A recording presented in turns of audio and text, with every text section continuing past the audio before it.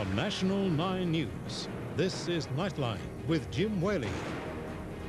Pressure builds for a speedy follow-up cut to interest rates. The country sinking further and further into a bloody conflict. And Australia's struggle to stave off the Indian spinners. Good evening. In a bid to talk up the economy, the Prime Minister has warned that the biggest economic danger facing Australia is a loss of confidence.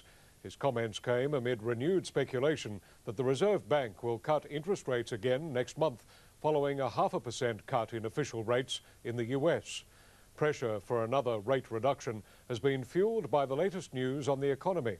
According to a leading indicator, Australia's weak economic conditions are set to continue well into the second half of the year, amid fears that a slump in export growth could undermine hopes for a speedy recovery.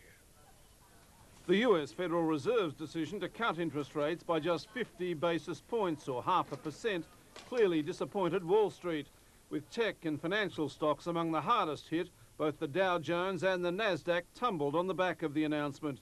Markets are still very, very worried about how deeply the US downturn will go. Investors had been hoping for a cut of 0.75%, but Reserve Chairman Alan Greenspan has signalled he is prepared to ease rates again. We're expecting at least another 1% cut in the US over the next few months. In the meantime, local financial markets have already factored in a 0.5% rate cut by the Reserve Bank early next month. I think that there is an acceptance that there will be a further movement, and that movement will be downwards. The Australian economy is in a downturn, employment is pretty stagnant, and business is worried.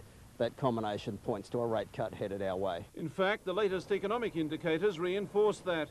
Manufacturers say export growth has slumped sharply in the March quarter, threatening the prospects of an early economic recovery.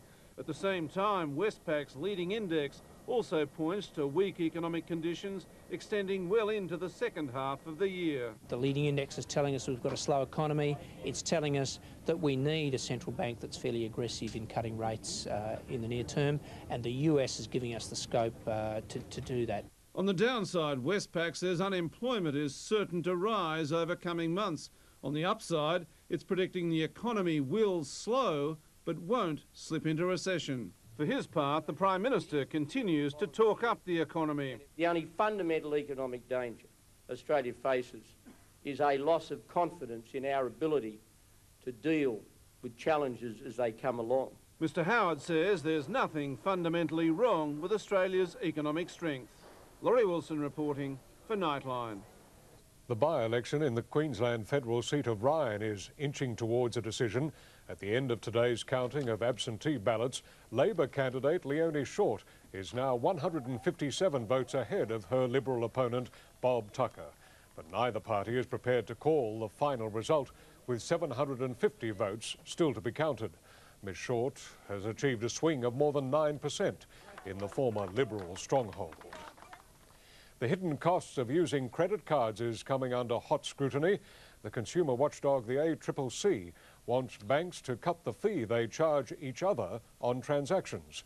It adds up to $600 million a year, a cost that is eventually paid by cardholders.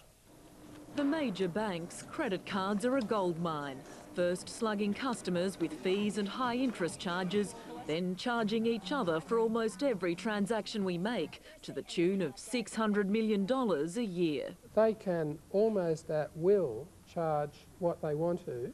Not anymore if the head of the consumer watchdog, the ACCC, gets his way.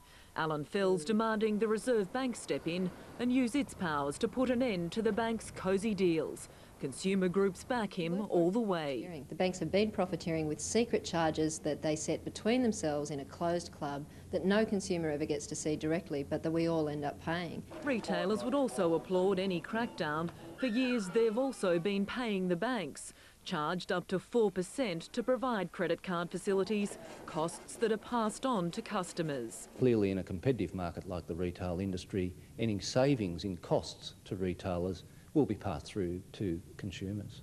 In cahoots with the banks, major credit card companies such as Visa and MasterCard, they're also in the ACCC's and the government's sights. It's not good enough that small business and consumers pay for what is an international credit card cartel. Of course, the big corporate players in the credit card game were running for cover today. No one from Visa, MasterCard or any of the major banks was prepared to be interviewed. All eyes are now on the Reserve Bank to see if it will use its muscle to put an end to the bank's very expensive credit card club. Fleur, Bitcon for Nightline. A more quiet but still tense day in the Papua New Guinea capital of Port Moresby. Prime Minister Semakeri Marata today rejected new demands from renegade troops that he give face-to-face assurances that he's abandoned plans to cut army numbers by half. The soldiers, who later held a mass meeting at their barracks, are refusing to end a week-old rebellion and hand back weapons seized from the National Armoury. However, the Prime Minister did apologise for a misunderstanding which sparked yesterday's riot. Troops had been mistakenly led to believe that he would address them and were furious when he failed to show. The controversial and sometimes bitter battle over plans for a legal heroin injecting room in Sydney's King's Cross is now in the hands of the courts. The local Chamber of Commerce wants to prevent the opening of the facility. They say it will only result in an increase in crime in the area and be